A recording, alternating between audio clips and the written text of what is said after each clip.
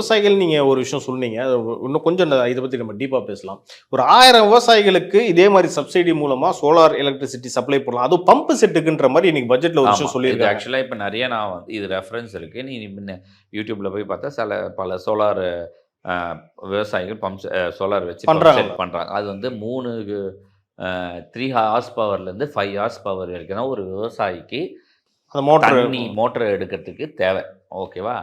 அது 3 கிலோவாட்லேருந்து 5 கிலோவாட்டுக்கான subsidy size அவங்க 80% வரைக்கும் கொடுக்குறாங்க தமிழ்நாடு. ஸோ இது வந்து நான் என் பாயிண்ட் ஆஃப் வியூவில் 100% கூட கொடுக்கலாம். ஏன் அப்படின்னா ஒரு விவசாய லேண்டுனா ஒரு 5 ஏக்கர் 10 ஏக்கர்னு வச்சுக்கோங்க. அதனுடைய ரன்னிங் மீட்டர் இருக்கு இல்லையா, 1 கிலோமீட்டர் ஸ்டேஜ் மாதிரி இருக்கும். ஓகே. அந்த ஒரு இடத்துக்கு நீ போஸ்ட் எடுத்துகிட்டு வரேன்னா ஒரு கிலோமீட்டர் கடந்து ஒரு போஸ்ட் எடுத்து வந்து நீ அவருக்கு ஈபி கொடுக்கணும். ஓகே.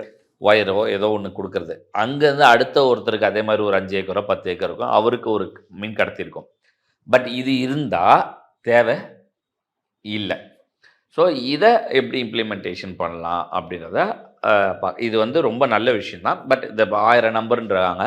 இது ஒரு நாளைக்கு 10,000மோ 1,00,000மோ வரைக்கும் போகிற வரைக்கும் போகுதுன்னா, நான் என்ன திருப்பி சொல்கிறேன், இது 5 கிலோவாட்டுக்கு ஒரு 1000 பேர் அப்படின்னா 5000 கிலோவாட்டு, அதாவது 5 மெகாவாட். ஓகேவா?